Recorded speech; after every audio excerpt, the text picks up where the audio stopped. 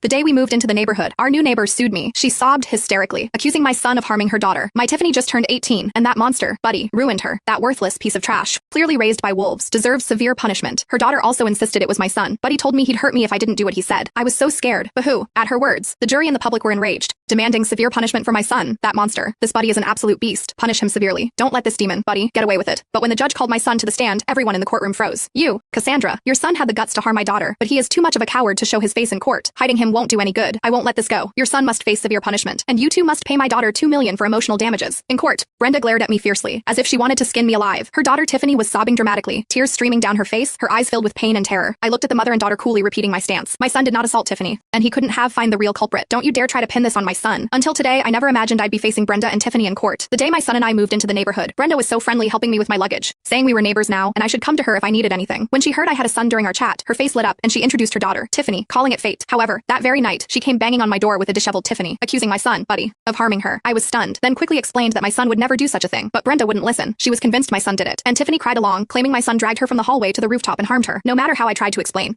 the mother and daughter were like hungry wolves who had found their prey, relentlessly clinging to my son. They even demanded a $1 million settlement and insisted my son marry Tiffany, or they'd call the police and make sure he rotted in jail. I knew my son couldn't have harmed Tiffany, and the $1 million compensation was absurd. I flat out refused the mother and daughter's demands. I never expected them to sue me. I firmly denied everything, and Brenda instantly blew up. Impossible. You, Cassandra, open your damn eyes and look at Tiffany's injuries. Brenda tore open Tiffany's jacket, revealing shocking, livid bruises on her body. These black and blue marks, your son did this to her. My Tiffany is only 18. Tiffany trembled as she looked at me, her eyes brimming with tears. Cassandra, Buddy did all this. He even threatened to hurt me badly if I didn't do what he said. I was so scared. Brenda hugged Tiffany, comforting her. Both mother and daughter burst into tears right there in the courtroom, and I, the mother of the alleged aggressor, watched them with cold indifference. The crowd in the jury box pointed at me, yelling, shameless. Her own son did something so terrible, and she is still denying it. She is clearly no good herself. The apple doesn't fall far from the tree. Poor Tiffany, so young to go through something like this. It'll haunt her forever. The criticisms rained down on me, but I didn't care, acting as if it had nothing to do with me. Tiffany cried even harder. Cassandra, it was clearly Buddy who did this. Why won't you admit it? I am only 18. How can I face anyone after this? How am I supposed to live? Boo-hoo, she cried, and pounded her head, her despair moving many in the room to tears. Brenda was heartbroken, pointing her finger at me. You, Cassandra, you have a child too. How can you be so heartless? If your daughter was the victim today, would you still be this cold? I scoffed. My son is being slandered. What is wrong with me defending him? I knew perfectly well that my son, Buddy, was absolutely incapable of doing such a preposterous thing, but in their eyes, I was just making excuses. The whispers from the jury and the public grew louder. This woman is incorrigible. To protect her son, she has lost all basic conscience. If the mother is this shameless, what kind of person do you think her son is? The courtroom instantly became a chaotic mess. The judge frowned and slammed his gavel down. Order, since both parties have conflicting statements, please present your respective evidence. At his words, Tiffany's lawyer immediately stood up, stating righteously, Your Honor, my client has sufficient evidence to prove that the defendant, Buddy, harmed my client, Tiffany. She motioned for Tiffany to recount the events of that night. Tiffany took a deep breath, her voice trembling as she began to describe the alleged incident.